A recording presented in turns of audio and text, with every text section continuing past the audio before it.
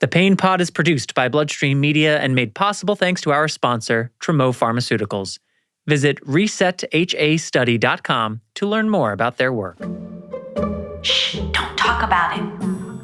Don't talk about it. Don't talk about it. It's fine, it's nothing.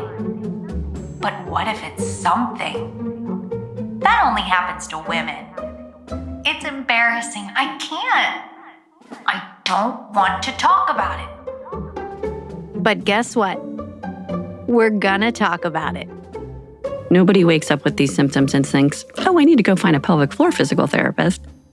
Today's episode is dedicated to pelvic pain. Hi, I'm Mel Forrest, and you're listening to The Pain Pod. What do we mean when we say pelvic pain? Are we just talking about pain or discomfort in the lowest part of the abdomen? Or is there more?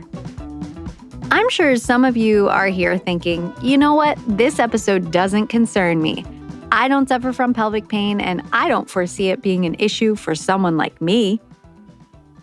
When I first went on this journey, I held a common misconception that pelvic pain was mainly associated with menstrual cramps and ovulation, basically periods and pregnancy. But wow, was I wrong? It's no secret that there's a stigma surrounding pelvic pain. Many people feel embarrassed bringing it up to their healthcare providers due to social norms surrounding our bodies and sexuality. But what exactly is pelvic pain? Well, I guess first, we need to talk about the pelvis. Shh, don't talk about it. You know, the area of the body that's located between the abdomen and the legs. Shh, what are you doing? That provides support for the intestines and contains the bladder, rectum, reproductive organs, and many pelvic floor muscles and fascia. Who's fascia?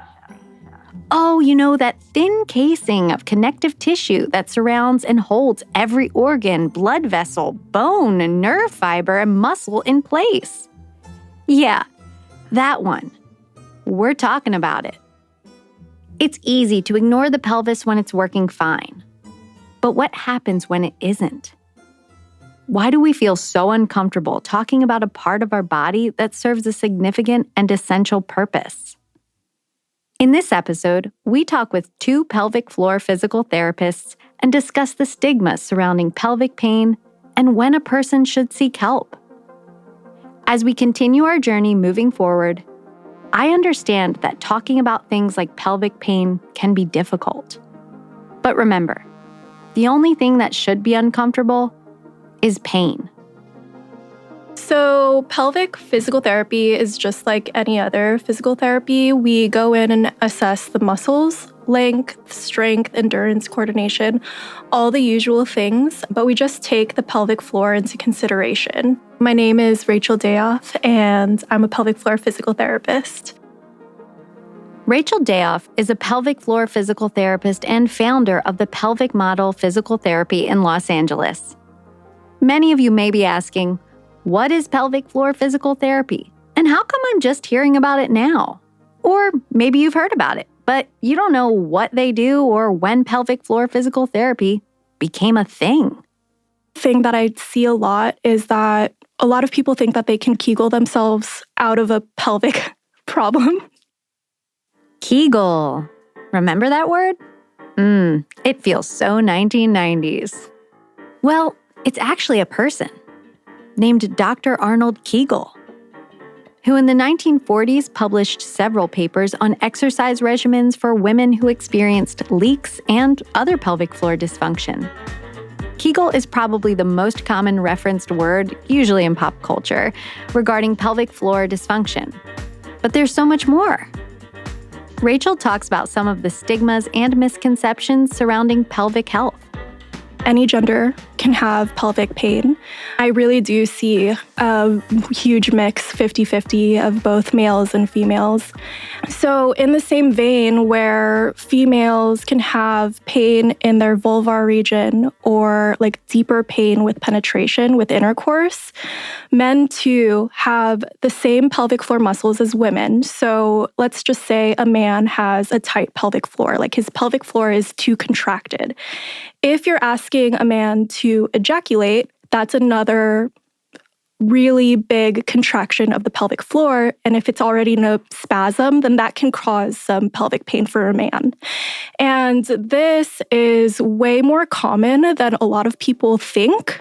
And just starting the conversation with this can really help destigmatize people who have pelvic pain, because it is hard to talk about. So if any gender can experience pelvic pain and dysfunction, why was it so broadly marketed as a problem that mainly affects women?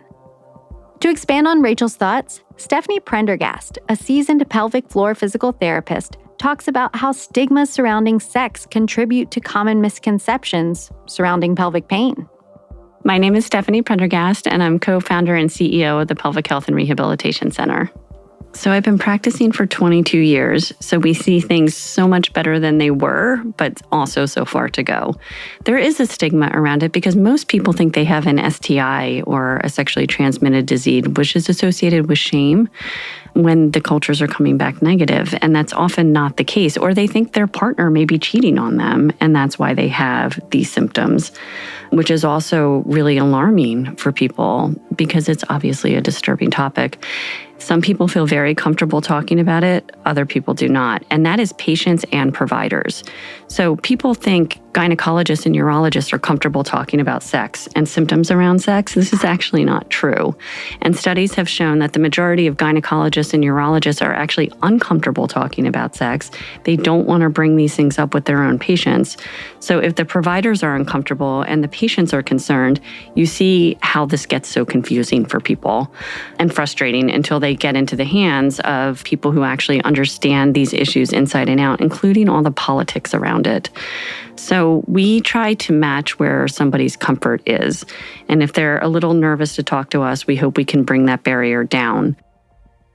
These common misconceptions and stigmas surrounding gender and sex leave many people nervous or uneasy talking with their providers about pelvic pain.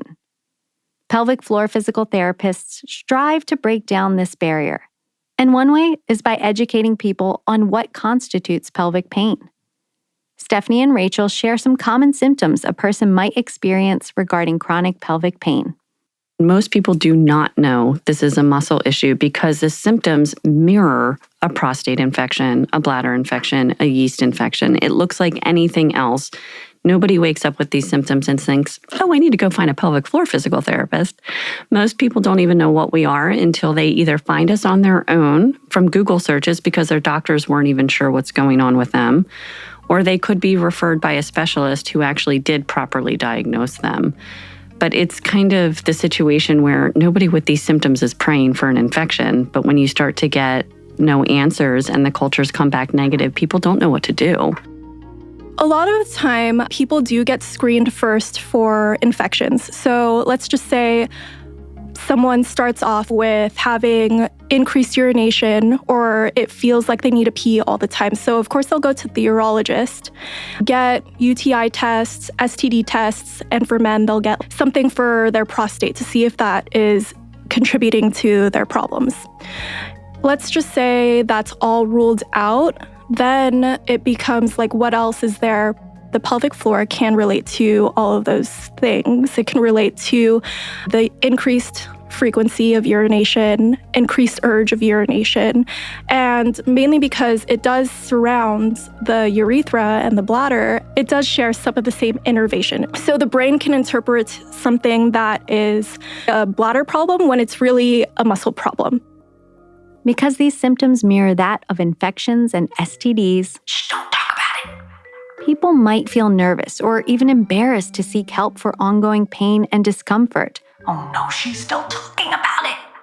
But there's nothing embarrassing about sexual and reproductive help. Okay, we're talking about it.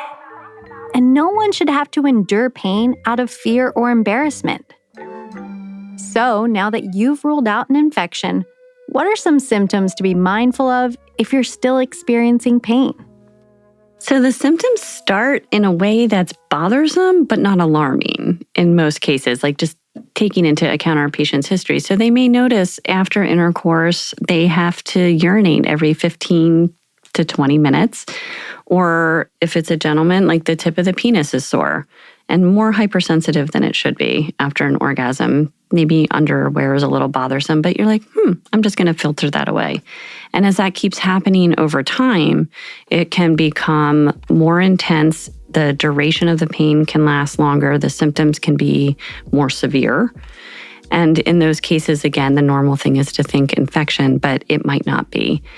Some quick ways that people can tell, just little tips and tricks for home, is if there is an infection, normally there's not bubbles in your urine. So urine should be clear, it shouldn't have an odor, and there's bubbles when you're not infected. If there is an actual infection, you start to see some of those things. So I think symptoms are the most important.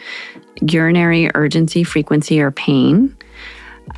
Sex should not be painful, again, unless you want it to be. People who are having difficulty around orgasm, whether it's pain or achieving orgasm, difficulty with bowel movements, and various body pains. People can have tailbone pain, clitoral pain, underwear intolerance, exercise may bother them.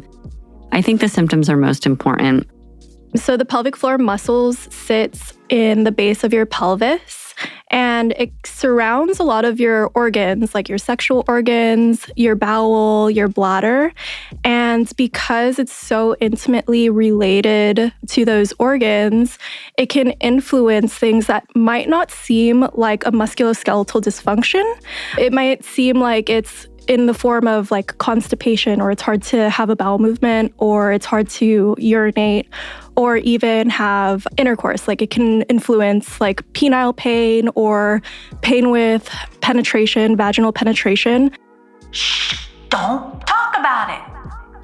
We're gonna keep talking about it. We continue our conversation about pelvic pain with pelvic floor physical therapists Stephanie and Rachel after this word from our sponsor. The Pain Pod is produced by Bloodstream Media and made possible thanks to our sponsor, Trem Pharmaceuticals. Visit resethastudy.com to learn more about their work. It was very unknown what was happening. This was kind of a new experience for really everyone. This is Laurie Tyrion, Senior Manager of Regulatory Affairs and Operations at Trem. Laurie shares some things that help her get through a day with pain. The biggest thing is leaning on my family and my friends, like if they're around me, to kind of complain, but also get the support that I need. And then I think another big thing is knowing when to rest. Chronic pain can change a person's life. Laurie reflects on how she navigated a significant life moment that changed her day-to-day routine. I tore my ACL in a skiing accident, and some ways that I navigated through that, I had a lot of support from my loved ones. And then also kind of setting expectations for knowing how long it would take to recover, and then understanding how my body would be changing throughout that time and how my activities would be changing, how I would have to adjust how I do certain things with the injury and then following the surgery as well. The pandemic affected everyone, but connecting virtually and finding new daily tasks gave Laurie the outlet she needed to keep moving forward. It was very unknown what was happening. This was kind of a new experience for really everyone. Having hobbies and distractions, things that we can do from far away, but also being able to connect with people virtually helped. Learning new things, new skills, cooking. I think just keeping yourself busy really helped, at least for the beginning times. As the world slowly begins transitioning from virtual to in-person, I asked Laurie, what's something you're looking forward to in the near future? I'm actually getting married this June, so that's definitely something that I'm looking forward to.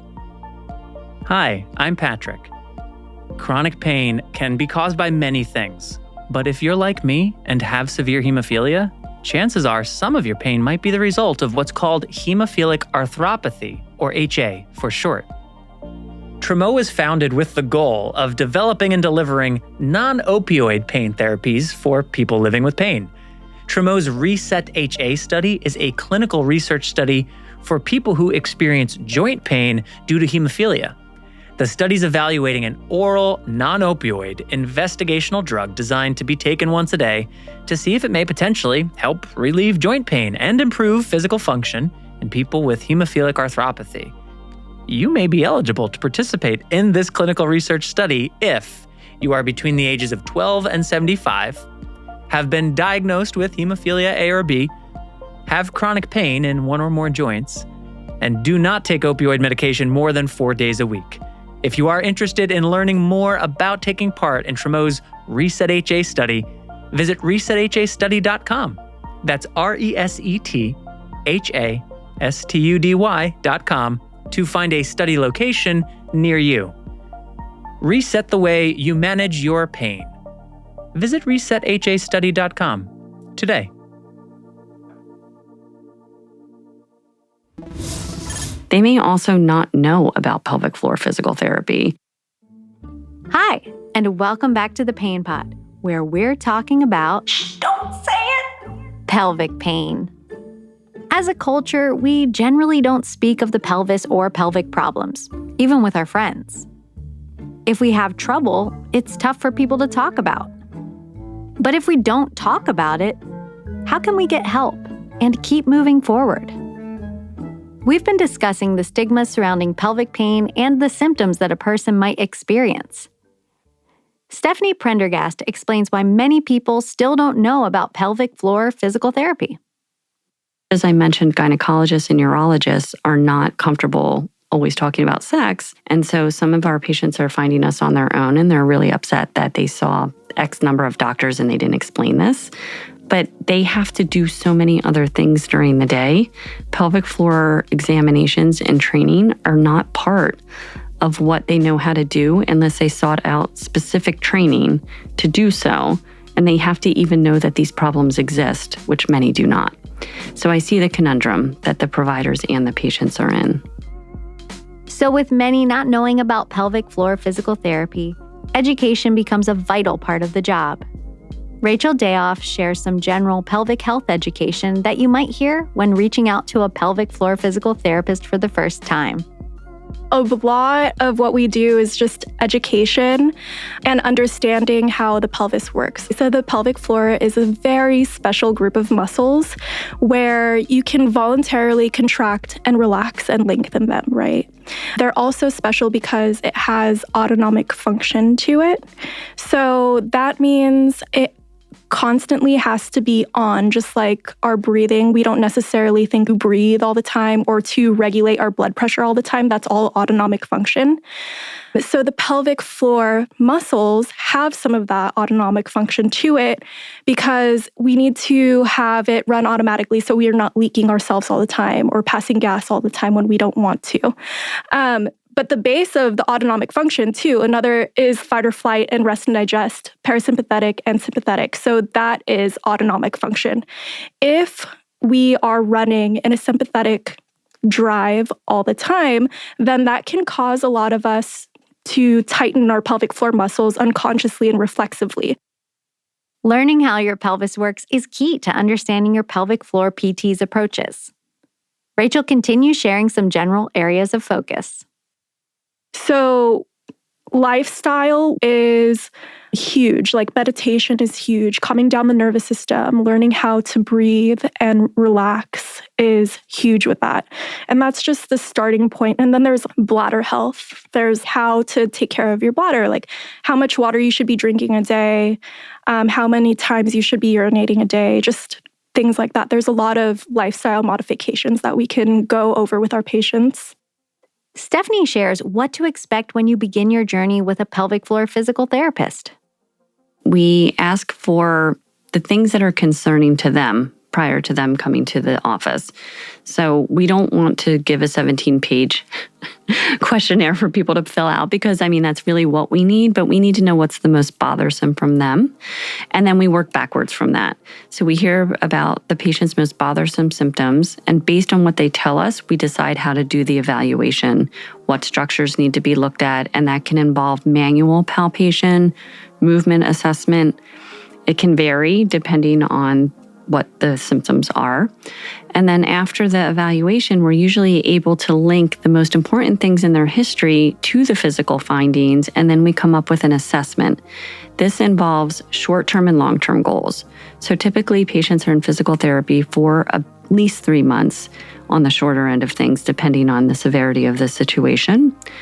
And short-term goals involve things such as normalizing pelvic floor motor control so the patient stops leaking urine.